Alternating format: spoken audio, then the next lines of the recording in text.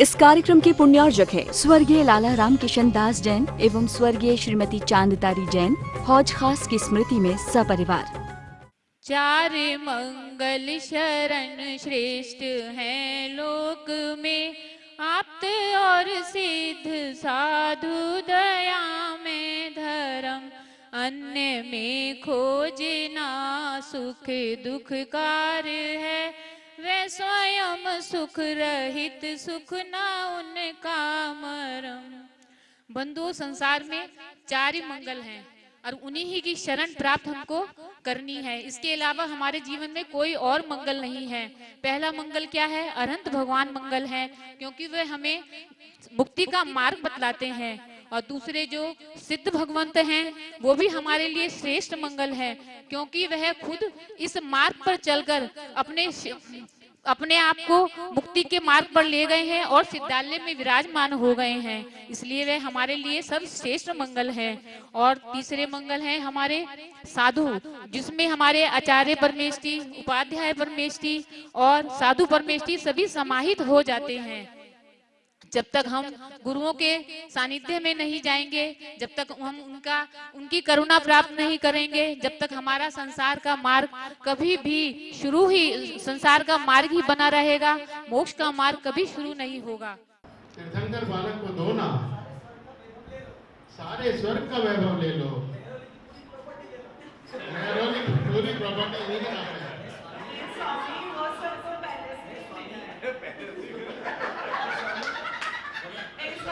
सुन ले मेरी गिरती रानी, सुन ले मेरी महारानी, सुन राजस्थानी बटन और सुन मेरी गिरती रानी, सुन ले मेरी महारानी, ललना को मोहित कही दे, बाके दर्शन कर वही दे, मन की तृषा बुझी जाएगी इंद्राणी, मन की तृषा बुझी जाएगी, तेरे ललना को नजर लग जाएगी, हो राजा ललना को नजर लग जाए। सच्ची रानी को दया आ जाती है। एक बार जोरदार तालियां। ये तो यहाँ पर करवा रही है, आप अपने घर में मत करवाना, नहीं तो घर में जाके आप करवाओ, दोनों हाथ जोड़ो, घुटने टेको। एक बार जोरदार ताली बजाइए वर्षोबंधु जी के लिए। तो आइएगा, आप सोच रहे होंगे सचिन रानी के सामने हाथ जोड़े, नहीं, उन्होंने तीर्थंकर बालक के सामने हाथ जोड़े हैं, उनको नमन किया है।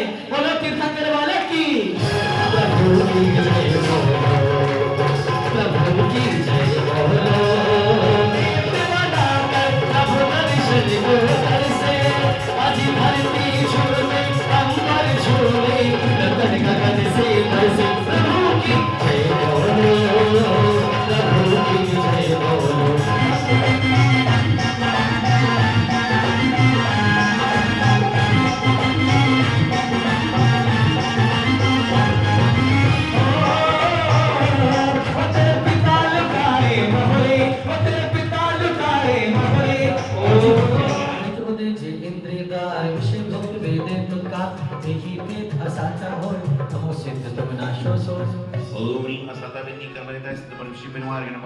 जो असावधानी मदपान करत मोह मिलते जो जान, आविद कर निज लाभ न होय, हमो सिद्ध तो नाशो सोय। ओम नी मोहि कर्म रहता सिद्ध परमेश्वर बिनवार गणपावनी। महानुभाव, घड़ी की सुई जब दोनों कांटे एक साथ मिला देती है तो सभी समझ जाते हैं कि अब 12 बजने वाली है। और घड़ी के कांटे 2 बार रात्रि में और दिन में आपको 12 बजे का समय दिखाते हैं। अर्थात कहने का तात्पर्य यह है कि जब 2 कांटे मिलते हैं तो एक समय बन जाया करता है। और जब बचपन में स्कूल में जाया करते थे तो 7 बजे स्कूल प्रारंभ होता था और 12 बजे घंटी बज जाया करती थी, अर्थात छुट्टी का समय हो जाता था। जितना इंतजार 7 बजे की घड़ी का नहीं होता था, उतना इंतजार 12 बजे की घड़ी का हुआ करता था।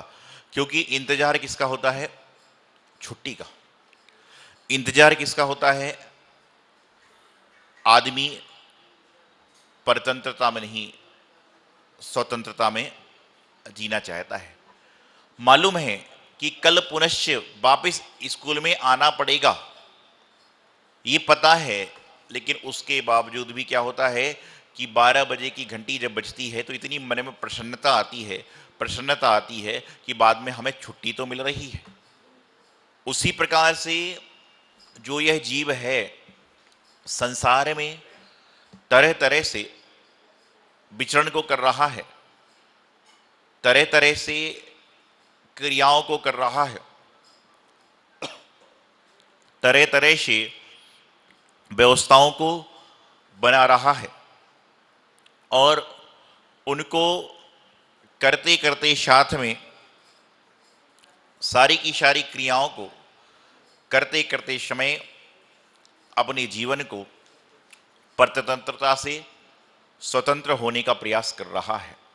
लेकिन सही मायने में समझने की बात यह है, बताने की बात यह है कि क्या इंसान आज के समय में सचमुच में स्वतंत्र हो पा रहा है? क्या इंसान आज के समय में सचमुच में व्यवस्थित हो पा रहा है? क्या इंसान आज के समय में सारे के सारे कार्य को अंजाम दे पा रहा है? इसी तरह से मानव की स्थिति बनी हुई है कि मानव जैसे ही समय मिलता है वह अपनी वार्तालाप को प्रारंभ कर देता है।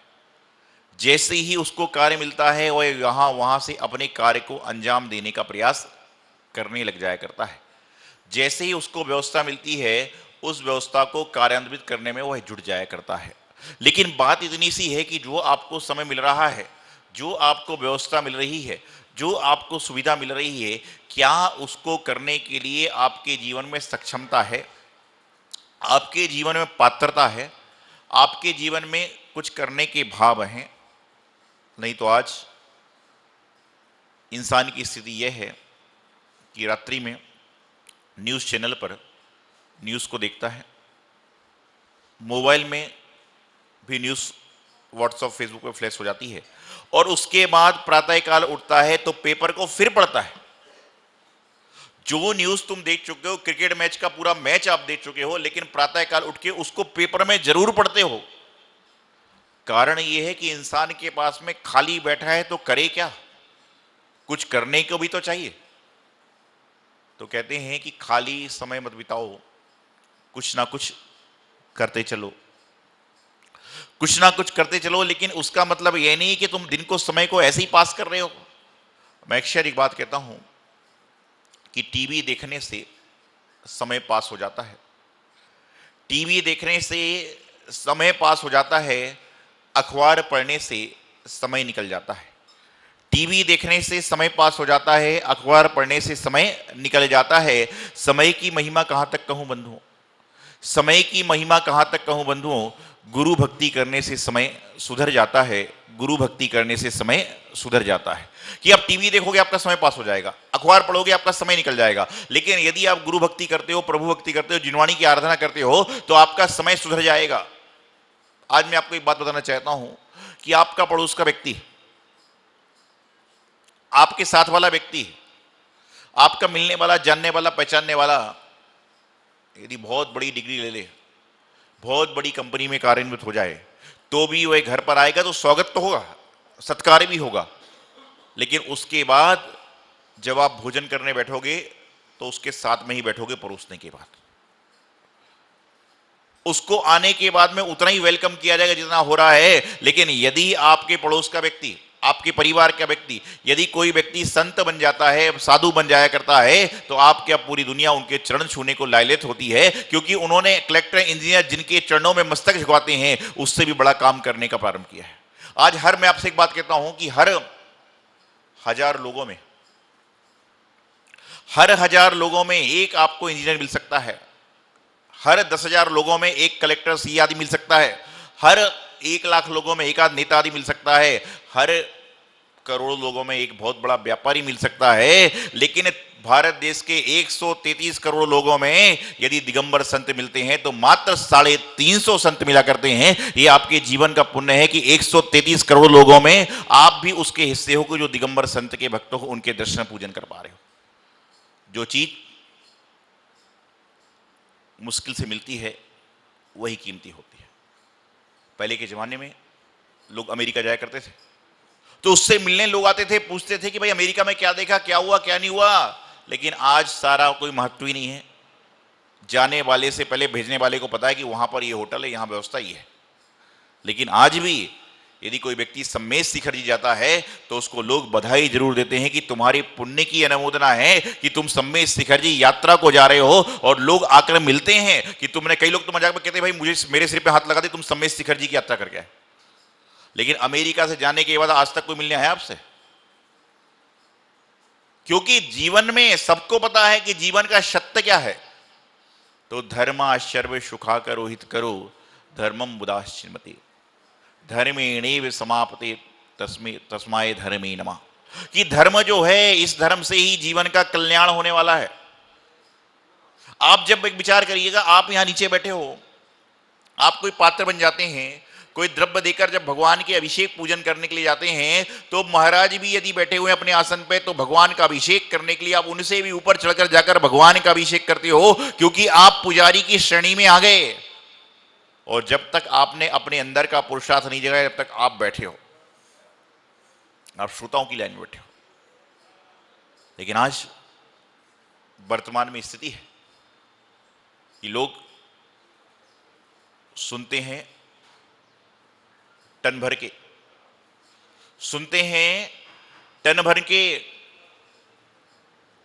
और चुनते हैं कण भर के।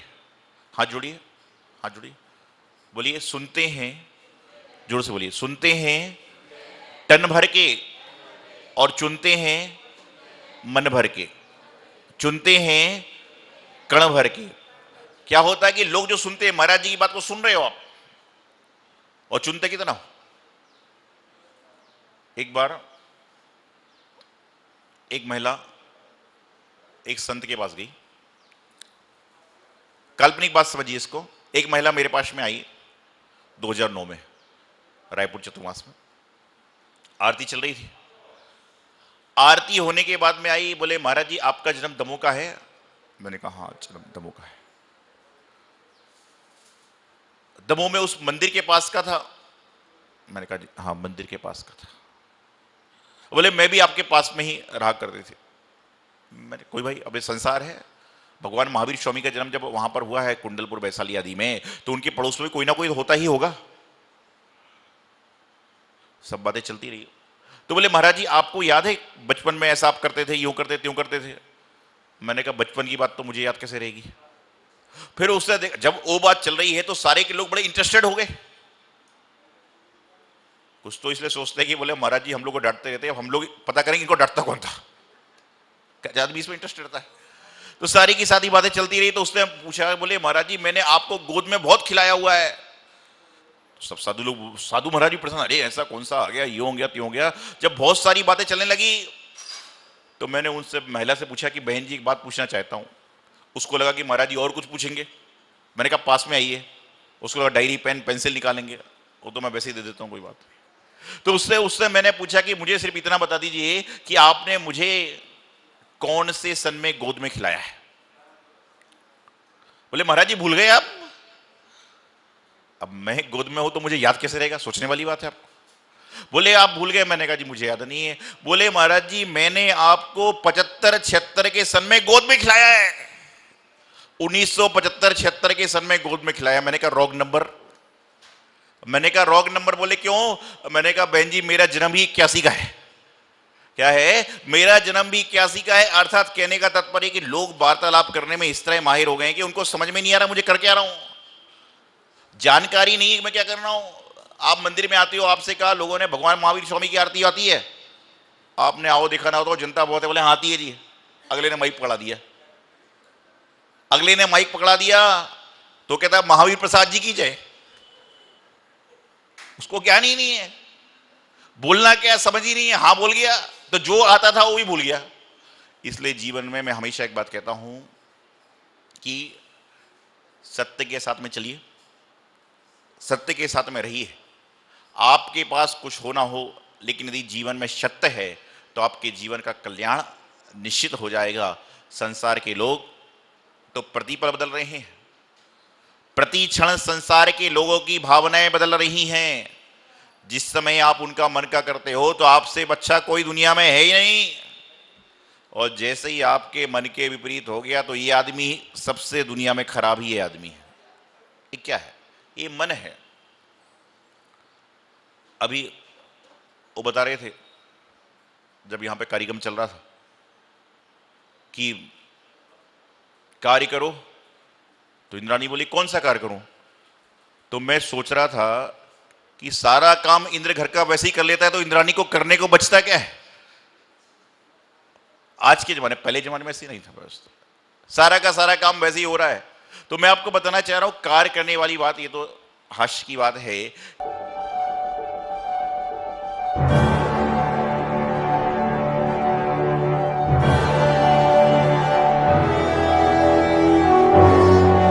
चिंतामणि पार्श्वनाथ भगवान की जय। आचार्य श्री सिद्धांत सागर जी महाराज की जय। आचार्य श्री सौभाग्य सागर जी महाराज की जय।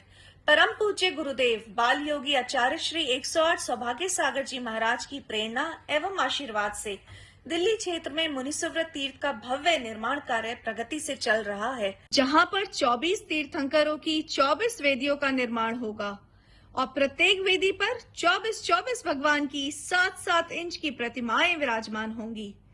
एक प्रतिमा को विराजमान करने हेतु सहयोग राशि मात्र 1,24,000 रुपए रखी गई है। आप अपने परिवार की ओर से प्रतिमा स्थापित कर धर्म लाभ ले सकते हैं। यहाँ के जिन चित्तालय में प्रतिदिन विशेष पंचामृत अभिषेक शांति धारा होती है। जो भी महानुभाव अपने या अपने परिवार की ओर से अभिषेक और शांति धारा करना चाहते हैं, वो नीचे दिए गए संयोजकों से संपर्क कर अपना नाम आरक्षित कर पुण्यार्जन कर सकते हैं। इस कार्यक्रम के पुण्यार्जक है स्वर्गीय लाला राम किशन दास जैन एवं स्वर्गीय श्रीमती चांदतारी जैन। हौज खास की स्मृति में सपरिवार।